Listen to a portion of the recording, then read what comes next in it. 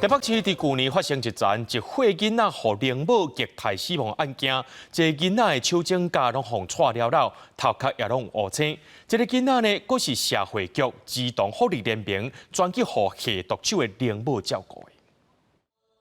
台北市一个1岁外的查甫囡仔，因为老母入家无法度照顾，经过社会局甲儿福联名转介互姓老的儿母照顾。不过，去年12月，这个查甫囡仔雄雄红送病院转死亡，在生的时阵哪像去儿母虐待。这个查甫囡仔家属的朋友真唔敢表示，囡仔两只手的指甲拢红绑起来，头壳有真侪所在乌青，就连喙齿嘛落去，甚至还佫用喷甲刺。10根手指头的那个指甲全部被拔掉，已经没有办法分什么额头不额头了，整颗头都是淤血，真的是很严重啦。因为尸体真的会说话。专案目前由台北地检署侦办当中。家属的朋友讲，这个查甫囡仔是去互社会局、家儿福联名转介互这个涉案的儿母。新北市社会局表示，并无强制出用的情形，儿福联名嘛发声明回息咧表示遗憾，讲会配合调查，嘛提供必要的协助，强化儿母审查的条件，甲社工访视的流程。这样的悲剧，我们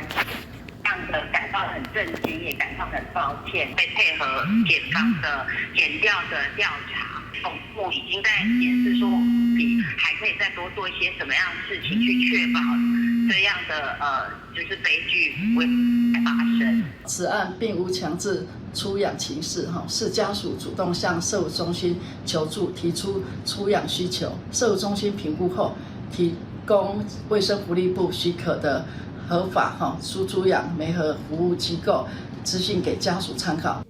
儿福联名表示，这个个案去年9月托育了后，连续3个月拢有去访视，一直到12月份，儿母讲另外一个托育的囡仔破病才改时间，想要到月底就发生不幸的消息。这个查甫囡仔去合家儿母虐待死亡的事件，引起社会讨论。监管基金会认为讲，为选定儿母、追踪托育的环境、关心囡仔的生理甲心理状态拢真重要。政府针对居家儿母，每2年做2届访视，确实有改善的空间。这个相关的管理强度是不足的，因为我们如果是保姆，他有定期的在收托幼儿的话，其实就政府的一个管理来说，例行访视1年只要2次。邝雅静表示，等待收养甲出养的囡仔，政府应该加强管理的机制，落实闭关的力头。嘛，希望访视人员伫检查的时阵，针对囡仔的安全、情绪，甚至是日常状况的追踪，拢会当有更较周全的配套，避免遗憾的代志再发生。